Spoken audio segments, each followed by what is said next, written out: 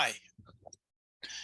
As I told you today during this session, I'm recording this video tutorial and explain you and demonstrate how to configure SSH, which stands for Secure Share. So in the previous video tutorial, I demonstrated how to configure telnet session on Cisco switch. It's easy to configure, but not used often anymore because first, it's insecure. Everything you do is sent in plain text. So this is another method for accessing to network devices remotely, which includes authentication and encryption. Guys, keep in your mind that there are two versions, version 1 and version 2. I mean, I'm talking about SSH. Version 2 is more secure method. So, very first step, when we start configuring SSH, we need to configure host name and domain name to generate RSA key pair. RSA stands for remote security access. According to Cisco documentation, at this moment, this key size, maximum size is 2048 bits, but we can use 1024 bits key size. But by default, when we are generating a key, it gives us 512 bit size. And my suggestion, it's not recommended. Always change that value to 1024. Again, to make configuration, to configure SSH, there are following steps to be done. First, we have to set up host name and a domain name, okay? We have to configure passwords. I mean, we have to assign password to access to the privileged mode. We have to assign passwords to the VTY line, which is VTY stands for virtual teletype. Also must be protected. And also we have to assign password to the console line. Okay, line console. What else we need? Of course, in this topology, you see IP addresses. So to access remotely into the switch 2, our goal is to access into switch 2.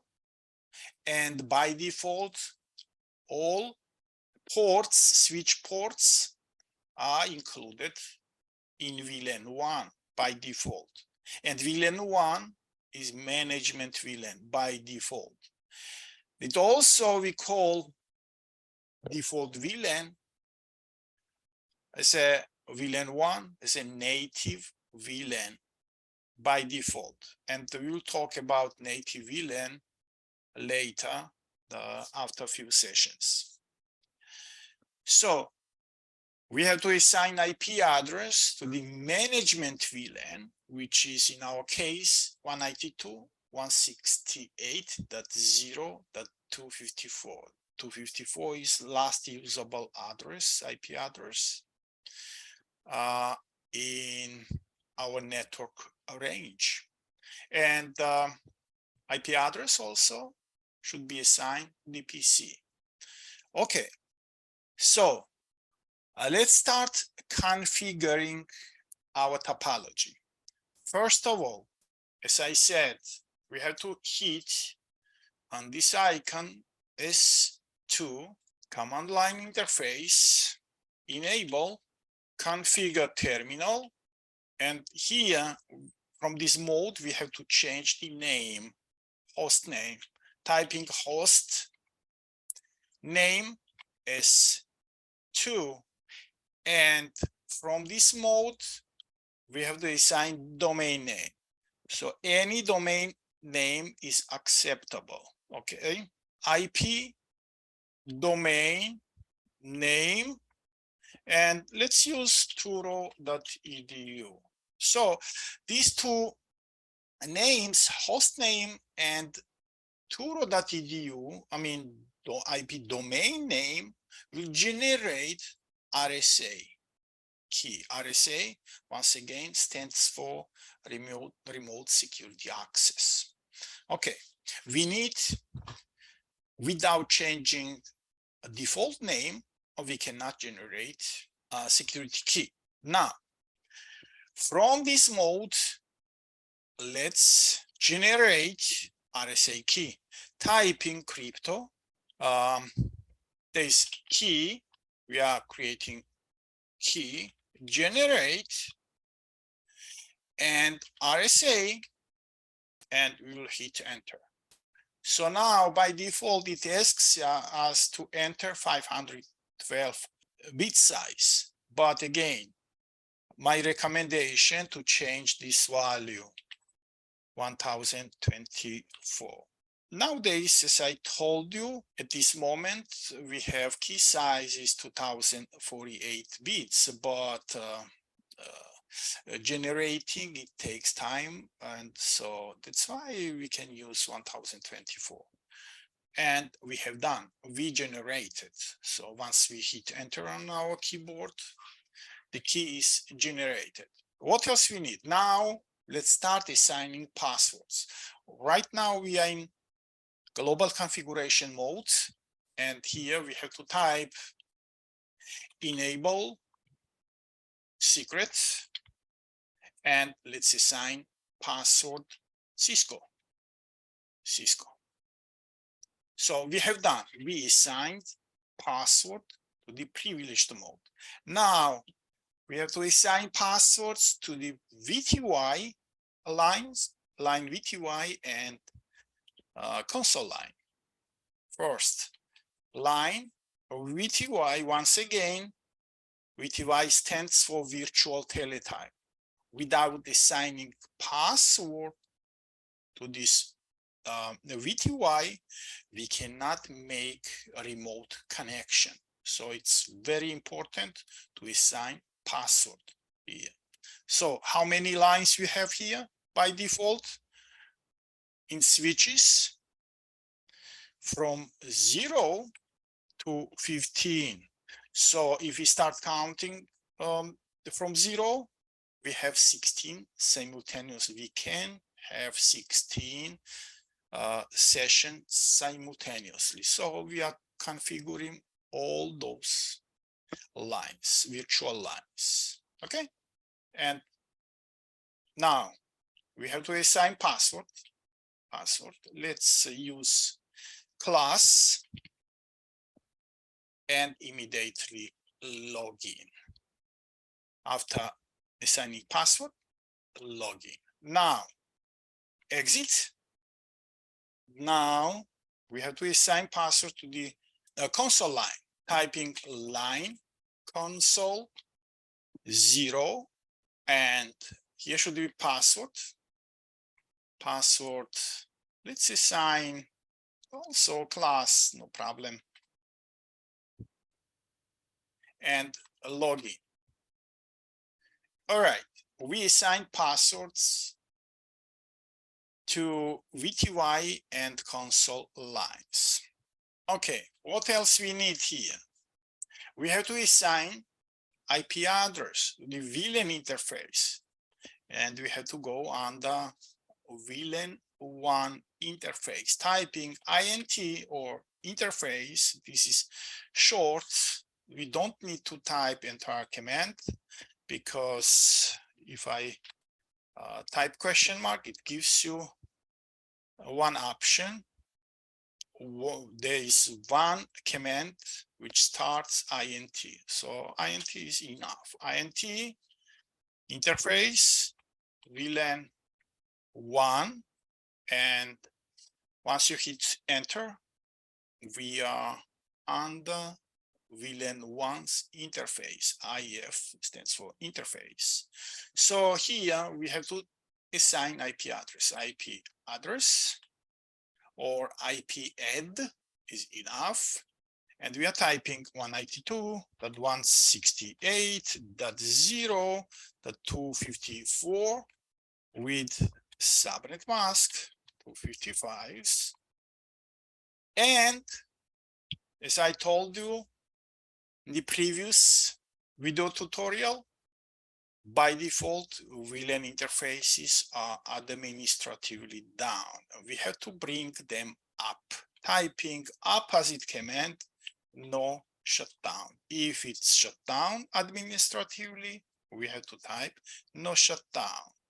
And as you see, now the state change to up. Now it's up and running. It's active. What else we need here? Okay, we will return to this switch. Now let's assign IP address to this PC.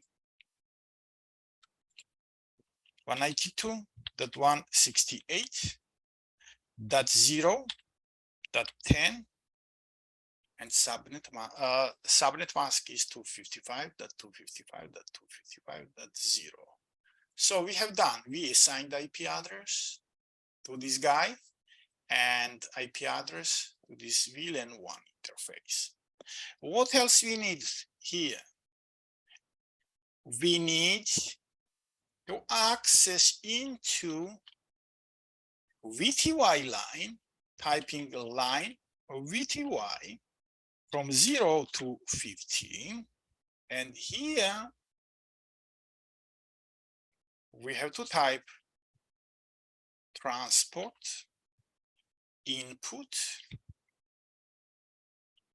and question mark, and we have here those options. All, none, SSH or telnet.